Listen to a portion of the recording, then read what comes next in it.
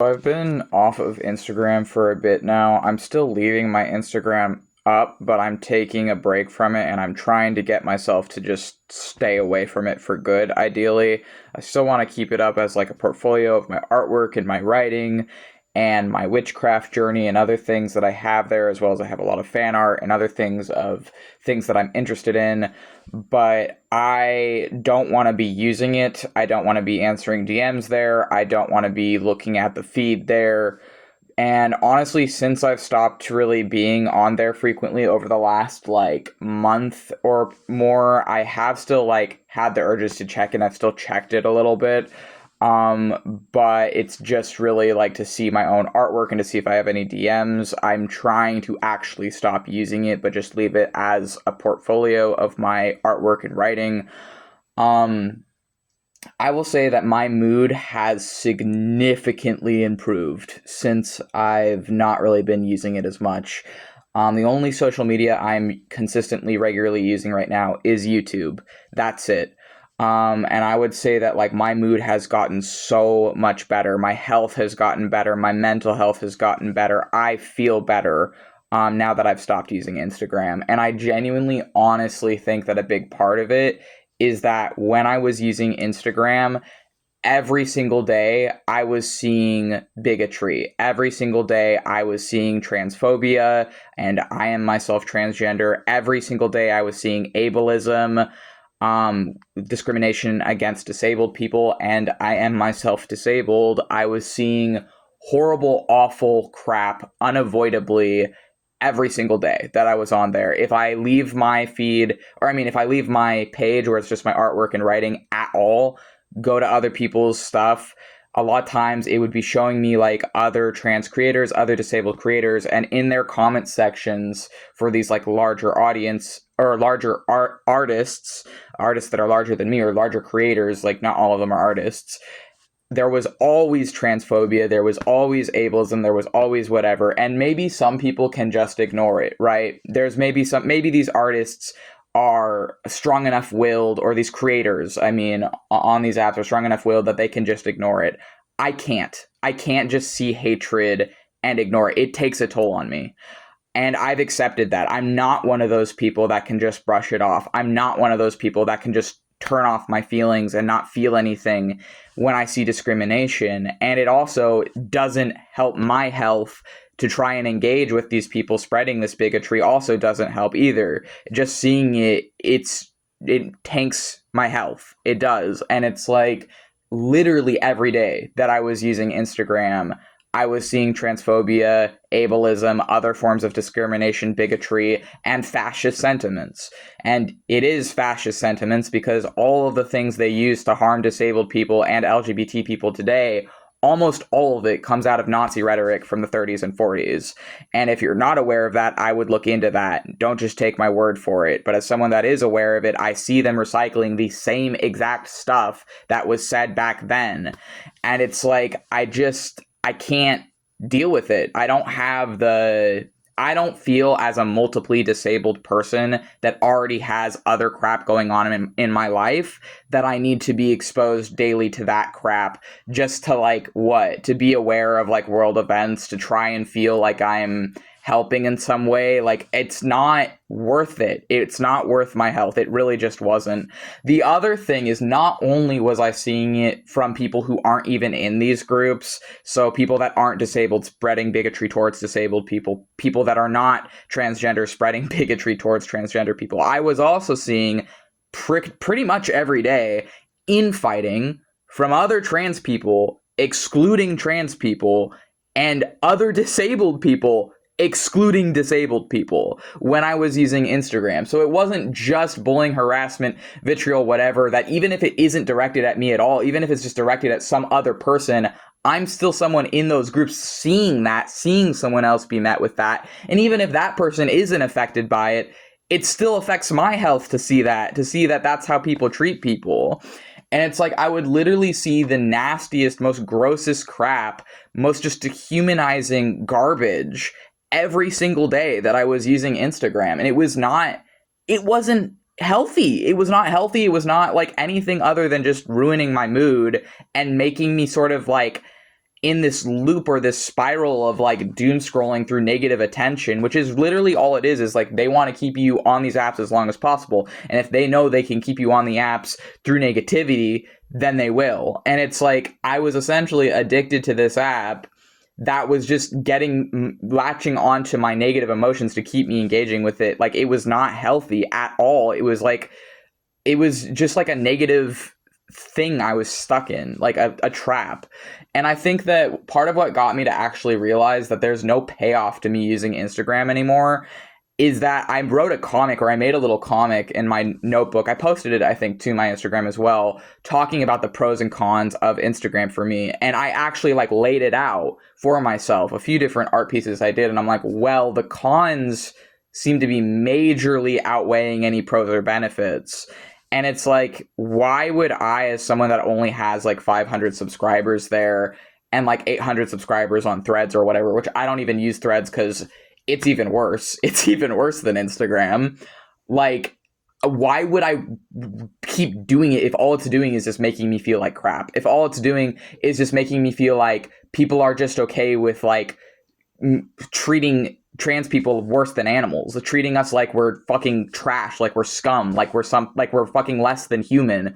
And then the other thing is like, not only are people dealing with that from just the fucking fascist sentiment of people that aren't even in these groups, the bigotry being presented from people that aren't even in these groups, but on top of that, we have people who are themselves LGBT or are themselves transgender or are themselves in whatever groups, who are also like platforming hate, and spreading vitriol. And it's like, it was literally unavoidable. Like, I was trying actively to not see these things, but I was still seeing it every day. And it's like, so essentially my point is like, not everyone can just tune out hate. Not everyone can just numb themselves to hate. Not everyone is able to be on these apps and it be healthy for them. And I am someone that cannot use Instagram without it ruining my health, is what I've realized. So essentially, I've decided for my own safety, sanity, and well-being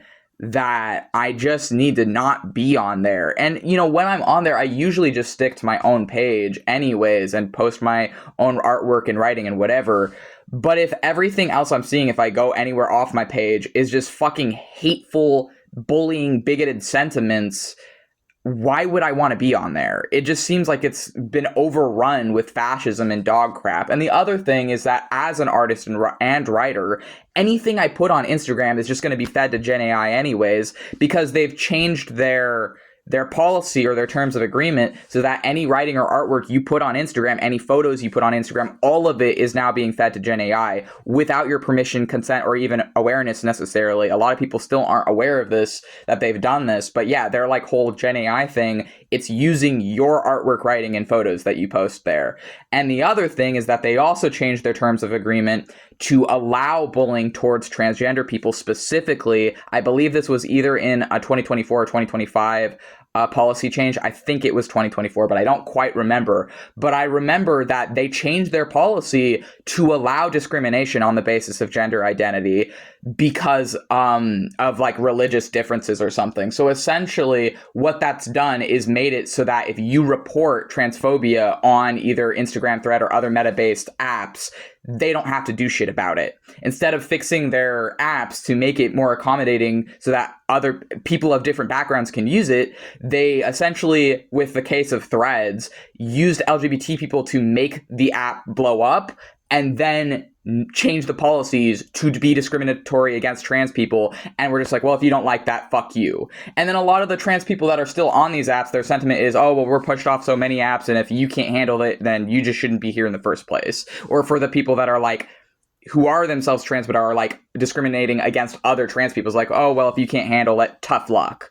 And it's like, okay, well then I'm not going to fucking be here if that's all this is now, is just like monitoring spirits and negativity and just screaming at each other over fucking nothing, over people existing, and just endless infighting and endless fucking bigotry and vitriol. Like it's a fucking pit full of hate.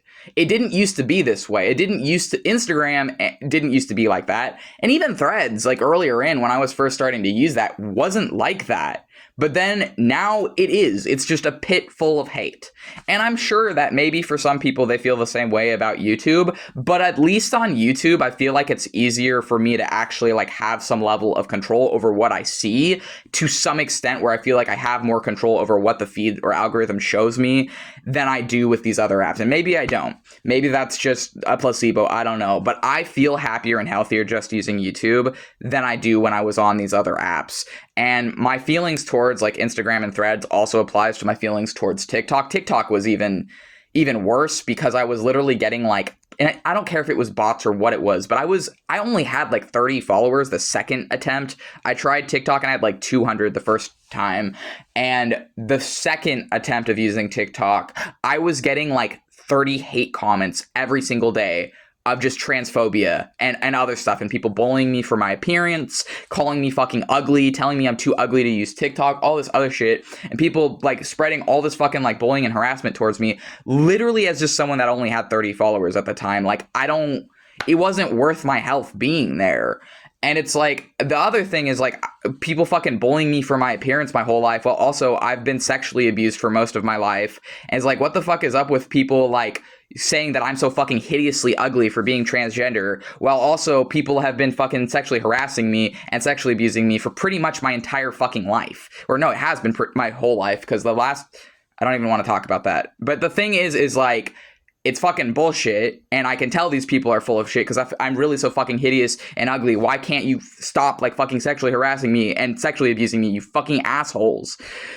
Anyways, it doesn't make any fucking sense. And it's literally like all their accusations or whatever are confessions. All their talk of like, oh, trans people are groomers, trans people are predators, trans people are whatever, is literally just they want to do that to us. That's what it is. And that's what statistics show as well. And that's also what my personal experience, many other fucking trans people I've met experience, is they accuse us of doing all the shit they're doing to us on a systemic level. And the other thing is like the White House recently on Trans Day of Visibility released like some statement against trans people, against like, oh, we're gonna be like taking out all the trans, like all the fucking Democrat trans people aren't gonna exist anymore, because I don't even remember what the statement was, but it was something along those lines.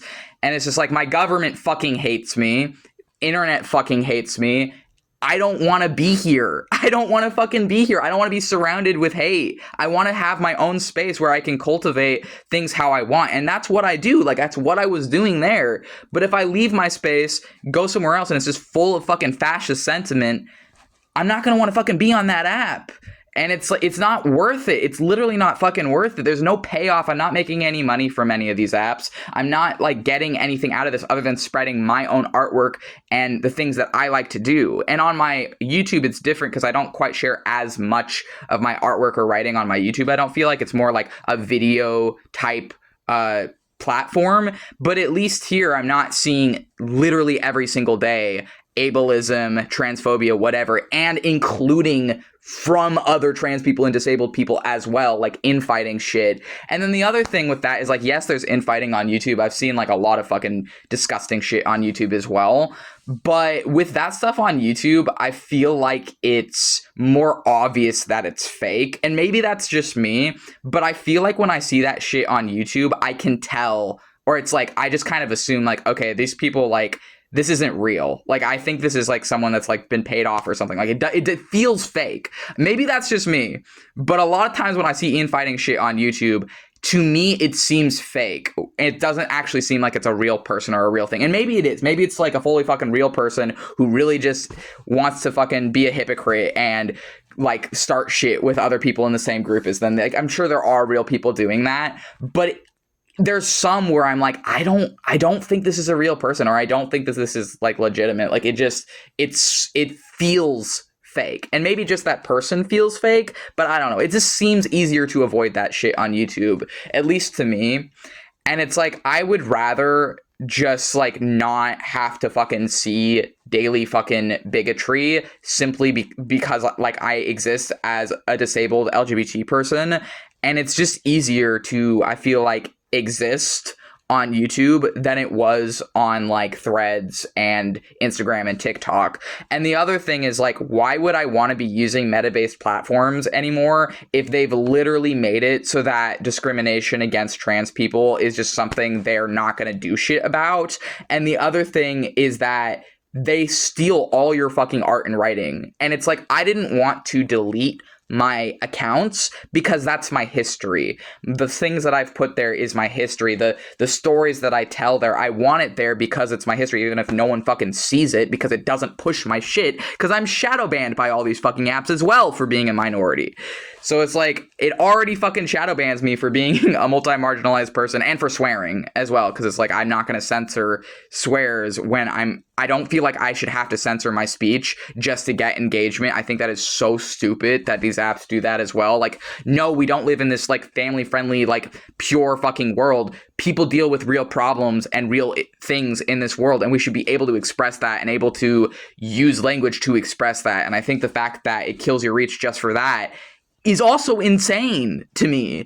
But it's like, none of these apps used to be like how they are now. There was a time when all of them were better, and it's really disheartening to see just them progressively become more and more bigoted to the point that like, I don't feel safe there. I do not feel safe using Instagram. I do not feel safe using TikTok. I don't feel safe using Discord. I don't feel safe using Threads, and it's honestly not worth my health to be there. It is not worth daily fucking panic attacks, feeling my heart fucking thudding in my chest because I saw someone say that some other person is like a disease or is like less than human or is worse than an animal for something outside of that person's control. It's not fucking worth it. There is no payoff to using these for me.